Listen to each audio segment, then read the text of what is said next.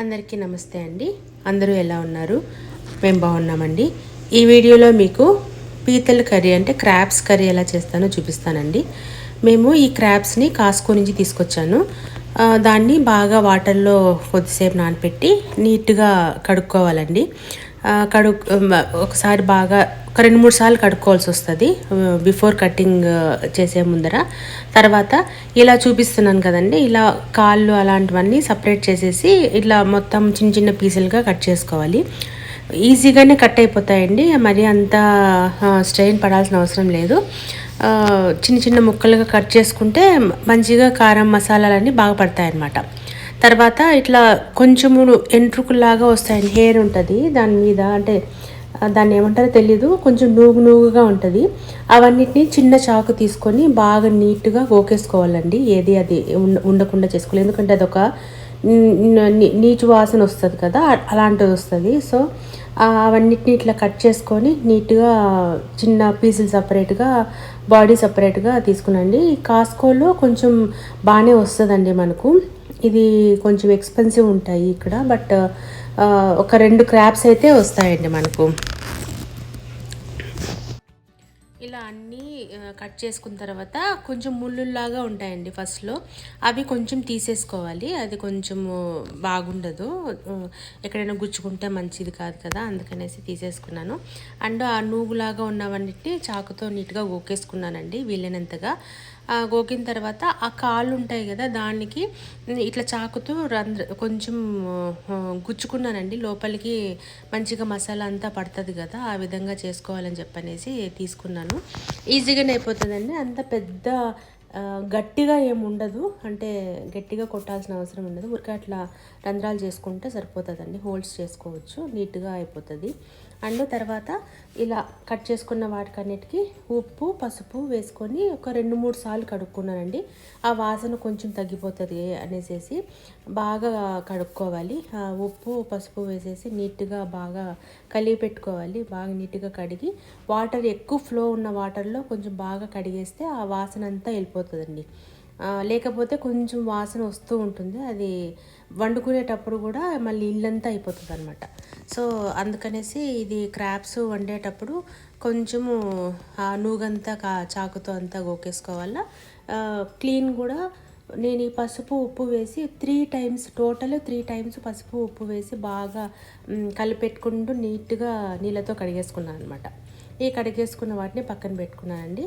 తర్వాత ఒక కుక్కర్లో, నేను ప్రెషర్ కుక్కర్ ఏం పెట్టలేదండి, జస్ట్ ఈ బాండ్లీ తీసుకున్నాను. దీంట్లో కొంచెం ఎక్కువే పడుతుందండి, పీతలకు కదా, ఇది పీతల ఇగురు కదా చేస్తున్నాను, దానికి కొద్దిగా ఆయిల్ ఎక్కువే పడుతుంది. ఆయిల్ ఒక 5-6 స్పూన్లు వేసుకున్నాను. తర్వాత కాస్కోలో దొరికే పెద్ద ఆనియన్ అనమాట, ఈ కప్పు చూస్తున్నారు కదా, ఆ కప్పు నిండుకు వచ్చింది ఆనియన్ ముక్కలు, అవన్నీ వేసేసుకొనేసి ఆ నూనెలో బాగా వేయించుకున్నానండి. మీకు అందరికీ తెలుసు కదా, ఉప్పు వేసుకుంటే ఆనియన్స్ తొందరగా వేగుతాయి అన్నమాట. సో అందుకనేసి కొంచెం ఉప్పు వేసి ఆనియన్స్ బాగా వేయించుకున్నానండి.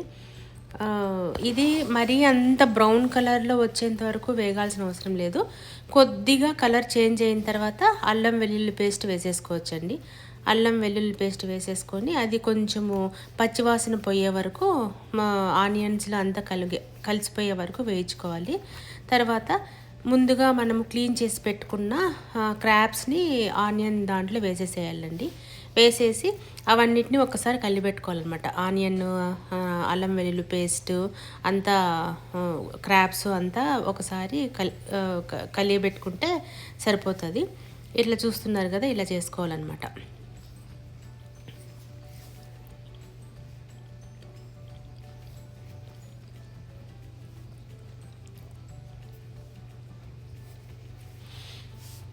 ఒక 5 మినిట్స్ అట్లా అయిన తర్వాత ఫస్ట్ ముందుగా ఒక స్పూన్ పసుపు, 2 స్పూన్ల ధనియాల పొడి, అండ్ మీకు కావలసినంత కారం అండి. నేను 1.5 స్పూన్ వేసుకున్నాను, మీకు ఎంత కావాలో అంత వేసుకోండి. తర్వాత ఒక 2 స్పూన్ల జీలకర్ర పొడి వేసుకున్నాను. తర్వాత దీనికి సరిపోతుందండి, అంతకుమించి ఇంకా గరం మసాలా అవన్నీ అవసరం లేదు, ఎందుకంటే పీతలకి చేపలకి మనం వాడాం కదా. సో అందుకనేసి ఇంకా అవసరం లేదు. ధనియాల పొడి, కారము, పసుపు అంతే. జీలకర్ర పొడి ఈ 4 వేసేస్తే సరిపోతుంది. తర్వాత ముందుగా కట్ చేసుకున్న 1 కప్పు టమాటా అండి. నాకు ఒక 3 కప్పులు పట్టింది. టమాటా వేసుకొని బాగా కలిపెట్టుకున్నాను. 3 టమాటాలు 1 కప్పుకి వచ్చాయన్నమాట. సో ఇవే వేసాను. ఫస్ట్ ఆయిల్ వేసి కొద్దిగా ఆనియన్స్, అల్లం వెల్లుల్లి పేస్టు, పసుపు, ఉప్పు, కారము, జీలకర్ర పొడి వేసిన తర్వాత టమాటా వేసి మగ్గించుకున్నాను. తర్వాత కొద్దిగా చింతపండు రసాన్ని వేసుకున్నానండి. ఎందుకంటే కొంచెం పులుపు ఉంటే బాగుంటుంది. ఆ టమాటాకి పులుపు వస్తుంది, బట్ చింతపండు కూడా వేసుకుంటే చాలా బాగుంటుందండి. అట్లా బాగా ఉడికించుకున్నాను అనమాట. ఆల్మోస్ట్ ఒక 20 to 30 మినిట్స్ పట్టింది. మొత్తము బాగా ఉడికి క్రాబ్స్ అన్నీ ఆ కర్రీని పీల్చుకోవడానికి.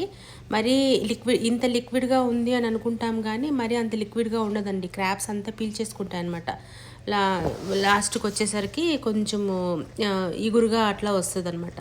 మరి అట్లా స్టవ్ ఆపేసిన తర్వాత కొంచెము ఒక 10-15 నిమిషాలు అట్లే పెట్టేస్తే ఇంకా మరీ ఫ్రై లాగా అట్లా అయిపోతుంది. ఇప్పుడు నేను ఇట్లా నీళ్ళగా కనిపిస్తున్నా కూడా కొంచెము ఒక 20-30 మినిట్స్ స్టవ్ ఆపేసిన 20-30 మినిట్స్ అయిన తర్వాత బాగా గట్టిగా వచ్చేసిందండి కూర. దీంట్లోకి లాస్ట్లో బాగా ఉడికిన తర్వాత కొంచెము పుదీనా అండ్ కొత్తిమీర వేసి దించేసుకున్నాను. అంతే అండి, సింపుల్గా అయిపోతుంది. ఎక్కువ ఏం కష్టపడాల్సిన అవసరం లేదు. చాలా హెల్దీ అండ్ టేస్టీ రెసిపీ అండి. మీరు ఒకసారి మీ ఇంట్లో కూడా ట్రై చేసి చూడండి, మీకు కూడా నచ్చుతుందండి. Thank you. మీకు ఈ వీడియో కనుక నచ్చినట్లయితే please like, share and subscribe to your beloved ones అండి. థ్యాంక్ యూ అండి. నమస్తే.